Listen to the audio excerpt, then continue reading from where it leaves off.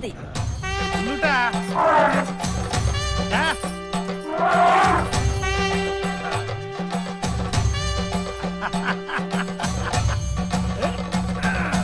ഇതിനാണ് പറയുന്നത് രോഗി ഇച്ഛിച്ചതും കാശ്, വൈദ്യം കൽപ്പിച്ചതും കാശ്. ഇപ്പൊ കൊണ്ടുവരും. കുഞ്ഞുട്ടാ, അവനെ വിളിക്കടാ.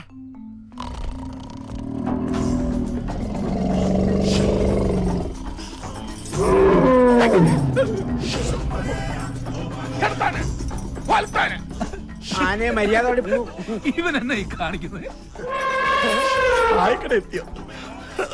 എന്റെ ചെറിയാച്ചോ, ലോറി വാടക ഞാൻ വീട്ടിൽ അങ്ങോട്ട് എത്തിക്കില്ലേ? നേരം പരപര വെളുക്കും മുമ്പ് ഇവിടെ വന്നിങ്ങനെ ഇരിക്കണോ? അല്ല, നീ പൂരമൊക്കെ കഴിഞ്ഞ് ക്ഷീണിച്ച് വരികയില്ലയോ? നിനക്കൊരു ബുദ്ധിമുട്ടുണ്ടാകട്ടെന്ന് കരുതിയിട്ടാ. ഇന്നലെ എവിടെ ആയിരുന്നു പൂരം? ചീക്കിലോട്ട് കാവ്. ഹോ, എന്താ ജനം! അസാധ്യ വെടിക്കെട്ട്. ദാസ, ഒരു ചായ, പിന്നെ 2 കുറ്റി പുട്ട്, 2 പപ്പടം, 2 വട. വേഗം കേറ്റിട്ട് ആനയെ കൊണ്ട് കുളിപ്പിക്കാൻ നോക്ക്. ആനയെ മാത്രം കുളിപ്പിച്ചാ പോരാ, ലോറിനെയും കുളിപ്പിക്കണം. എന്നാ 2 കുറ്റി പുട്ടൂടെ. ചെറിയാച്ചന്റെ പറ്റിലാണ്. ആർക്കെങ്കിലും എന്തെങ്കിലും വേണം ഉടനെ കഴിച്ചോണം. സാധനം ഇപ്പൊ തീരുവേ. അനുജ, ഇന്നത്തെ കാലത്ത് ഒരു കുട്ടിയെ പഠിപ്പിച്ച് വലുതാക്കുക എന്ന് പറയുന്നത് തന്നെ വലിയ ബുദ്ധിമുട്ടാണ്.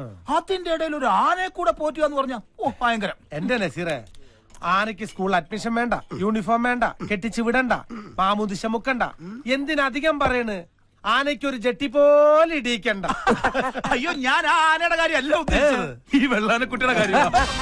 ആനയ്ക്ക് പൂരം നന്നാകണമെന്നില്ല, ആന ചവിട്ടിക്കൊന്ന കേസുമില്ലേ. 2നും കൂടെ തീറ്റ കൊടുത്ത് ആനയിൽ കുത്തുപാള എടുക്കും. ഏതിടഞ്ഞ ആനയും തന്റെ തോട്ടി കൊണ്ട് അടക്കി നിർത്താൻ കേൾപ്പുള്ള കുമാരൻ പാപ്പൻ ദേ ഇവിടെ വെറുതെ ഇരിക്കുന്നു. ചെറിയാച്ചോ, കുമാരൻ എനിക്ക് അറിയാഞ്ഞിട്ടല്ല.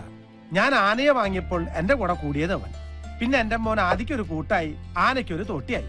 ഇപ്പൊ ഞങ്ങളുടെ വീട്ടിലൊരു അംഗമായി. ഇതൊന്നല്ല, 1.5 അംഗമാണേ. ആദ്യത്തിന് എന്നാ ആശ്രയിക്ക് പോണേ? വിസക്ക് 4 ലക്ഷം രൂപ വേണോ അല്ലേ? എനിക്കറിഞ്ഞൂടാ. ആദ്യത്തിന് ഇതിന്റെ ഒന്നും ഒരാവശ്യമില്ല. എന്റെ വി ഹെൽപ്പിൽ ഒന്ന് പേര് രജിസ്റ്റർ ചെയ്തെങ്കിൽ ഞാൻ നല്ല ജോലി വാങ്ങിക്കൊടുത്തനെ. ഒക്കത്തിരിക്കുന്ന കുട്ടി ഒക്കത്തെടുത്തവനെ കാണില്ല. അവന്റെ കണ്ണില് പുതിയ പുതിയ കാഴ്ചകളാ. എന്റെ ആന്റണി, നീ സൂക്ഷിക്കണം. 2 വർഷം മുമ്പ് നമ്മുടെ വടക്കേലെ കുമാരൻ മകന് ഗൾഫിൽ പോവാൻ പറമ്പ് വിറ്റ് വിസയ്ക്ക് കാശ് കൊടുത്തു. അവസാനം വിസയും ഇല്ല, കാശുമില്ല. നിങ്ങളൊന്നും മിണ്ടാതിരി. ആദിക്ക് ആസ്ട്രേലിയ പോവാൻ ആന്റണിച്ചൊരു ചില്ലി കാശ് കൊടുക്കണ്ട. ഓസ്ട്രേലിയക്ക് പോവാൻ 10 പേരെ സംഘടിപ്പിച്ച ആദിയുടെ വിസ ഫ്രീയാ. അതൊക്കെ ആദ്യം സംഘടിപ്പിച്ച് കഴിഞ്ഞു. ആദ്യം ആരുടെയാ മോൻ? ആന്റണിച്ചന്റെ. നിങ്ങളെ നോക്കിക്കോ, നമ്മുടെ ആദ്യം ആസ്ട്രേലിയ ചെന്ന് ഒരു വിലസ് അങ്ങോട്ട് വിലസും.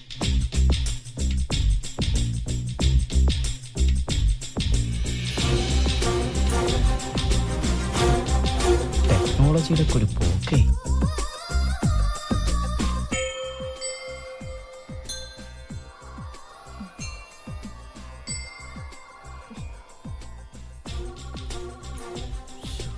അതെ, എത്ര നേരമായി ഫോൺ ബെല്ലടിക്കുന്നു. പറഞ്ഞിട്ട് ഒരു അനുസരണ ഇല്ലാതിരിക്കുന്നുണ്ടോ? ഇത് നീ എത്രാമത്തെ തവണയാ കാണുന്നത്? അമ്മേ, എനിക്കിപ്പോ എന്റെ അമ്മയെ പോലെയാണ് ഓസ്ട്രേലിയ. എത്ര കണ്ടാലും മതിയാവില്ല. പിന്നെ നാളെ കുറെ കങ്കാരുക്കളുടെയും മദാമ്മമാരുടെയും കൂടെ ഓസ്ട്രേലിയയിൽ ജീവിക്കേണ്ടവനല്ലേ അമ്മയുടെയും മകൻ. കൊറേ നേരമായി വിളിക്കണു.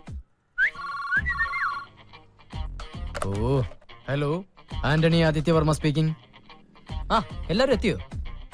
ഏയ്, 8 മണിയല്ലേ ഞാൻ പറഞ്ഞത്? അയ്യോ, 8 മണിയായാ? സോറി, ഞാൻ എന്താ വരണേ?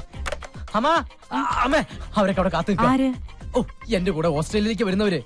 അവിടെ പോകുന്നതിന് മുമ്പ് അവർക്ക് ഓസ്ട്രേലിയയെ കുറിച്ച് കുറച്ച് ക്ലാസ് എനിക്ക് എടുത്തു കൊടുക്കണം.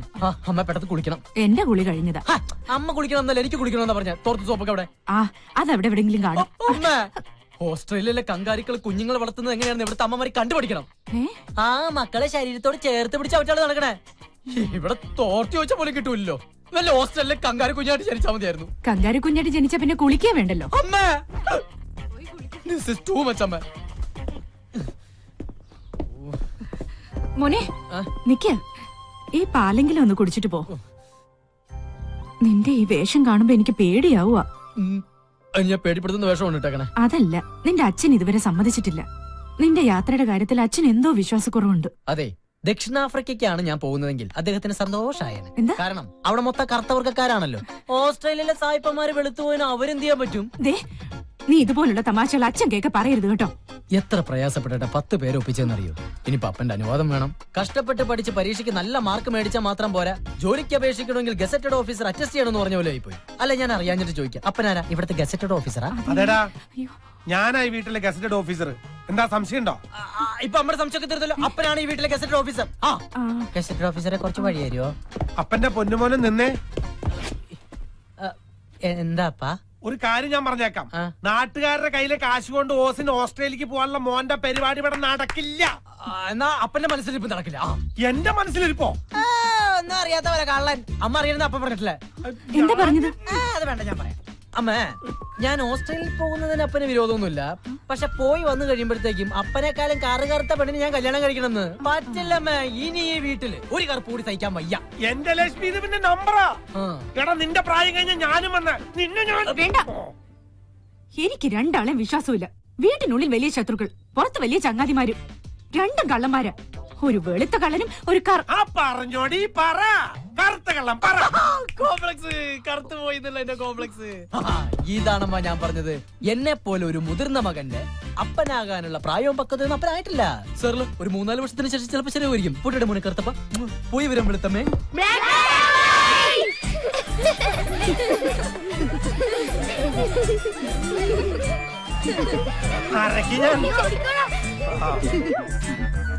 സാമ്പത്തിക മാന്ദ്യം ദുബായിൽ വരെ ബാധിച്ചിട്ടുണ്ട്. പക്ഷെ ഓസ്ട്രേലിയയിൽ ബാധിച്ചിട്ടില്ല. ദൈവത്തിന്റെ സ്വന്തം നാട് കേരളമാണെങ്കിലും ദൈവം പോലും വിരുന്നു പോകുന്നത് ഓസ്ട്രേലിയയിലാണ്. പിന്നെ ഓസ്ട്രേലിയയിൽ ചെന്ന ആഴ്ചയിൽ 2 ദിവസമെങ്കിലും കോളേജിൽ നിർബന്ധമായും അറ്റൻഡൻസ് കൊടുത്തിരിക്കണം. ബാക്കിയുള്ള 5 ദിവസം നമുക്ക് അവിടെ വർക്ക് ചെയ്യാം.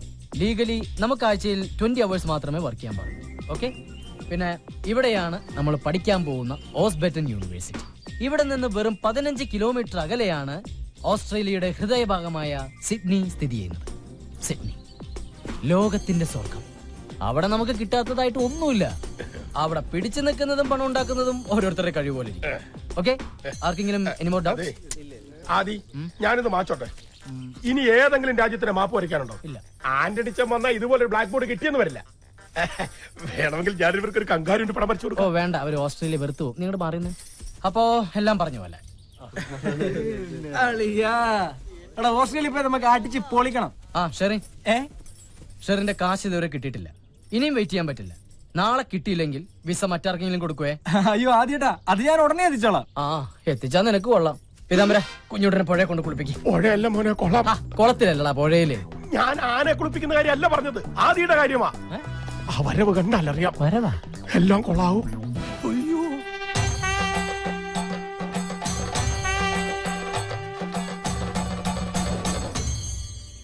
അതെ, കങ്കാരികൾ പോവാൻ പറ്റേ. എനിക്കൊരു പ്രധാന കാര്യം പറയാനുണ്ട്. എന്ത് കാര്യം? ഞാനും എന്റെ അപ്പനാ. ഇതാണ് ഇത്ര വലിയ കാര്യം. ഇതൊക്കെ അവർക്ക് അറിയാവുന്ന. എനിക്കൊരു അപ്പന്റെ സ്ഥാനത്ത് ചില ഗൗരവമുള്ള കാര്യങ്ങൾ പറയാനുള്ളത്. അതിനപ്പുറത്തെ കാര്യം ഞാൻ പറഞ്ഞു. ഞാനൊന്നും വന്നു വെറുതെ വെളുത്തുനിന്ന് സൂര്യനെ കറപ്പിക്കില്ലട്ടാ. അല്ല, ഞാൻ നിന്റെ അപ്പനല്ല, നീ എന്റെ അപ്പനോ? അത് നമുക്ക് വീട്ടിൽ ചെന്നിട്ട് അമ്മയോട് ചോദിക്കാം. താക്കോലിക്കന്നെ പന്തയത്തിൽ തോറ്റ പിള്ളേരെ പോലെ മോന്തേർപ്പിച്ചിരിക്കണ്ടില്ലേ? പ്രായപൂർത്തിയാകാത്തൊരാ